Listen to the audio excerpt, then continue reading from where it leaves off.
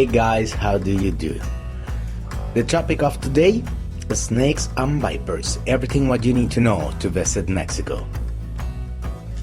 And first, let's start to learn a few facts about them. 1.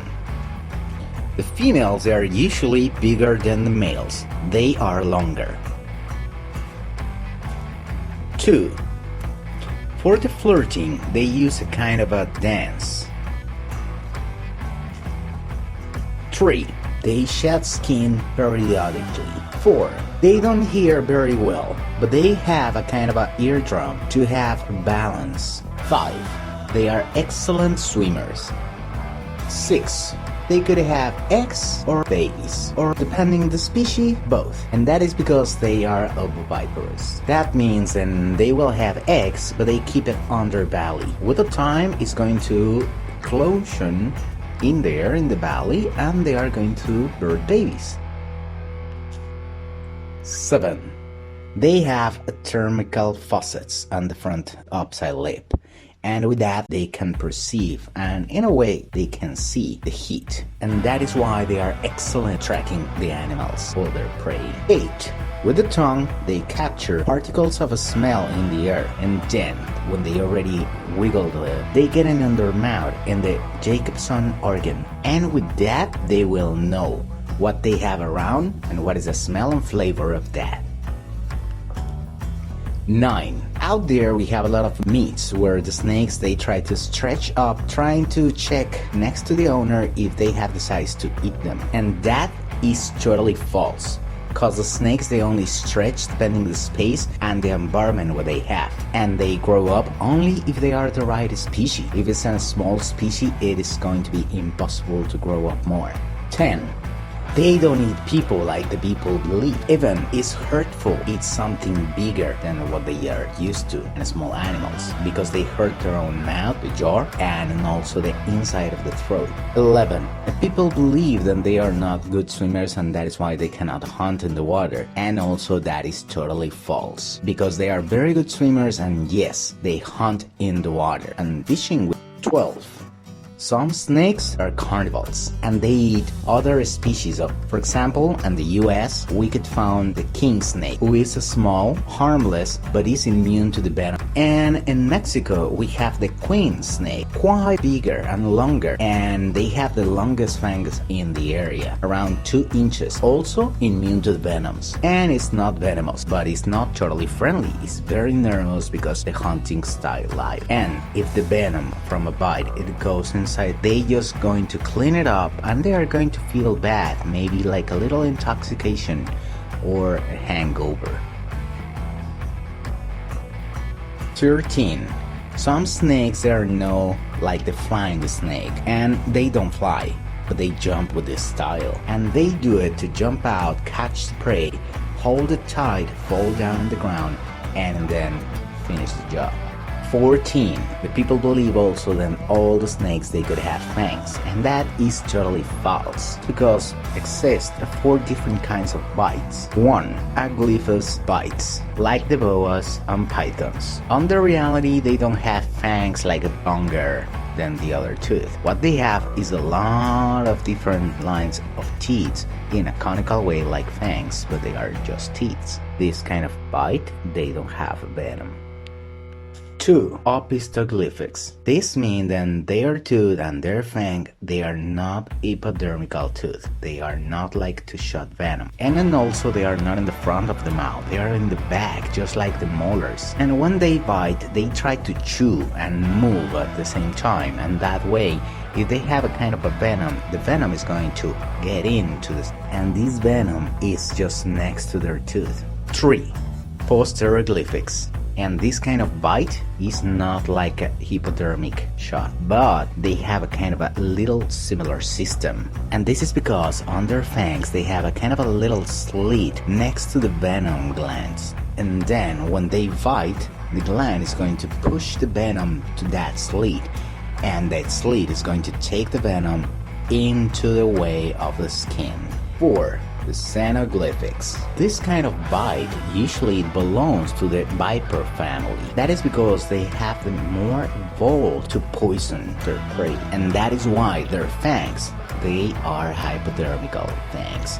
It's just like a shot, just like a syringe. And they can open their mouth until 180 degrees to get the bite. Let's start now with the snakes. The most popular are the constrictors, like the boas, anacondas, and pythons. Let's start with the boas. In general, they could have a lot of different subspecies, but usually they grow up around the 6 feet and the bigs 12 feet. They are not venomous and usually they live on the branches and they hunt in there, but and also they can look for holes, some dark places looking for something to eat like rodents or to rest and sleep for a while. Now let's go with the anacondas. They are very famous because they are big and because the people is afraid about them. On the reality, we should not have afraid about the anacondas and of course try to stay away from them. They are not aggressive and the biggest population is in South America. And yes, it's possible to find some populations, for example in the US, and that is because they will reproduce and release. And that is why it's possible to find them in places like the Everglades. But that doesn't mean that they are originally from there. But they get adapted, and yes, all that, it was a mistake. And for the last, the pythons. Very popular like pets. But we don't recommend you keep them or keep any exotical animals as a pet. And well, the pythons, they could be quite of a small to huge snakes. It's possible to find the small pythons when they grow up around 1-2 feet. But also we could find like the reticulated python and they grow up around 30 to 32 feet. Or the Burmese python. It's just awesome how massive they are. It's one of the most heavy and wild snakes in the world.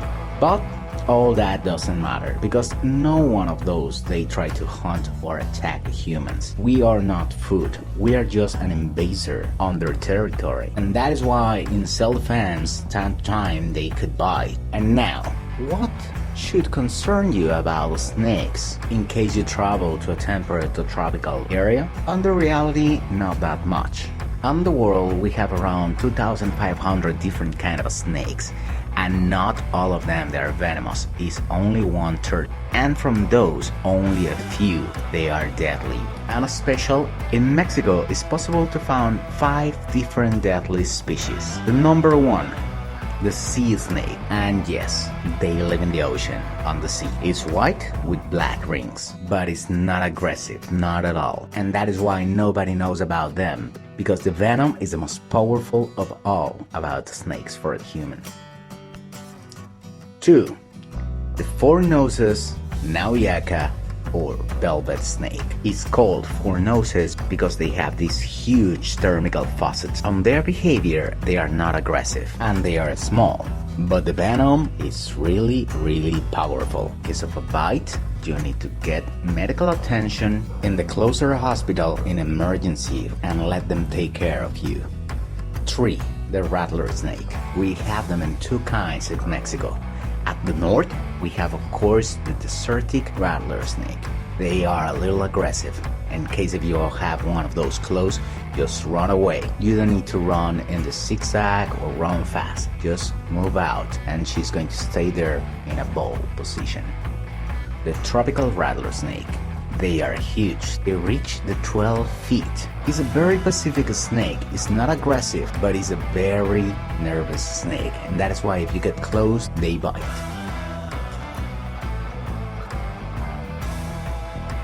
4. The cantil snake, or know it as a copperheads. But because of different colors what we have in Mexico, we use the name cantil. And here they can be brown, black, khaki colors, and even it's possible to find them in green or yellows, but it's very territorial. And that is why when somebody gets close is when they bite.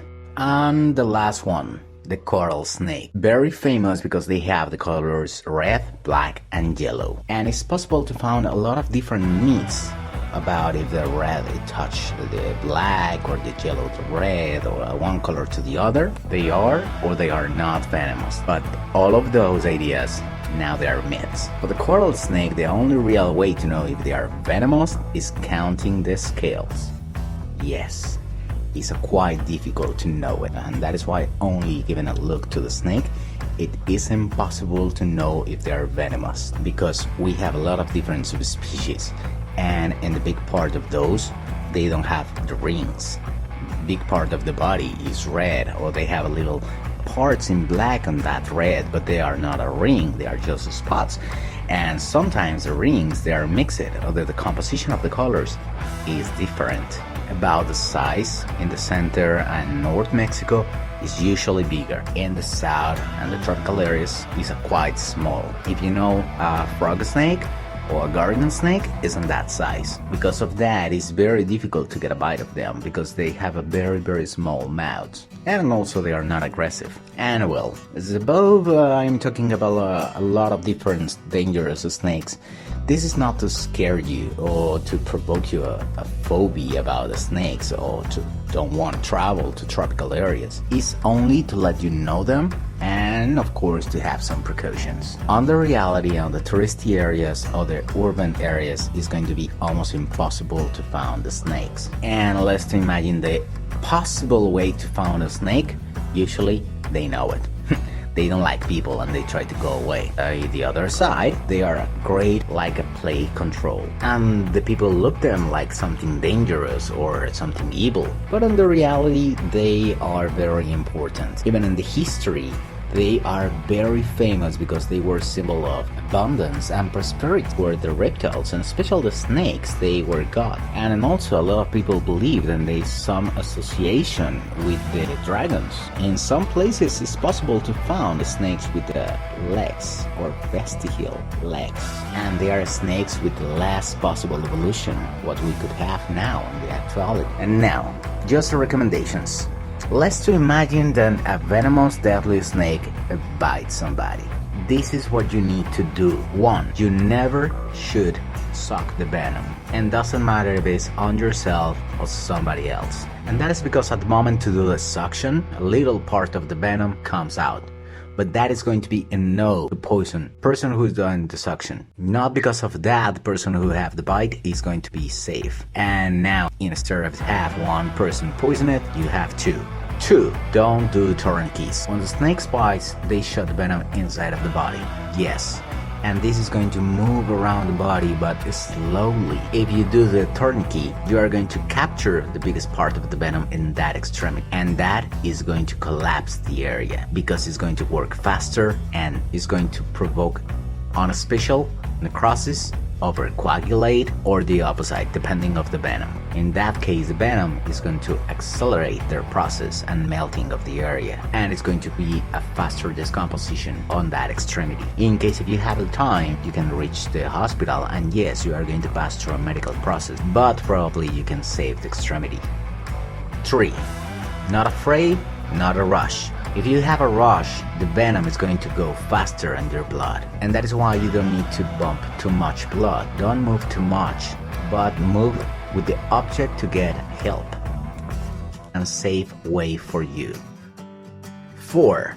In a lot of tropical places, we have the myths about some plants they can cure the venom's bites.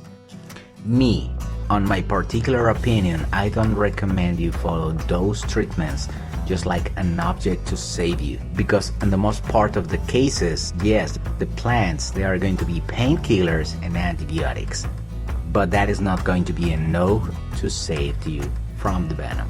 I recommend you just look for the medical attention as soon as possible. 5. If you are already bitten about a snake, don't try to capture the animal. If you have the chance, take a picture. If you don't, just try to give a good look to the snake.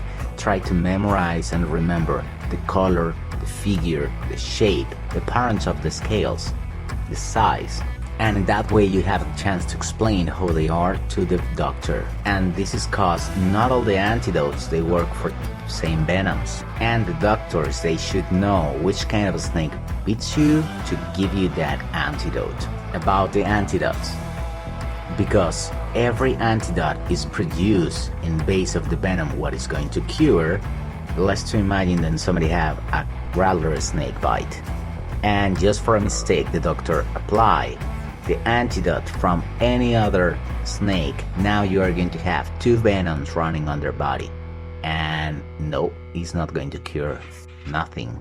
And this is why usually if somebody show up in the hospital with a bite, they don't apply the antidote immediately. They need to recognize the symptoms and what is happening on the body to know which antidote they should use. And remember, I'm not a specialized in anything. I'm just sharing you my knowledge and have the right way to act. But not everything is bad. This is only a precaution. On the reality, as I told you before, it's very difficult to find dangerous species in the touristy or urban areas. If the snakes topics is very stressful for you or you are scared, let's to get relaxed watching these pretty kitties. And if you can help me subscribing and sharing to this video and channels, I really appreciate it. And also if you have any comments, I will be check all of them. Bye bye.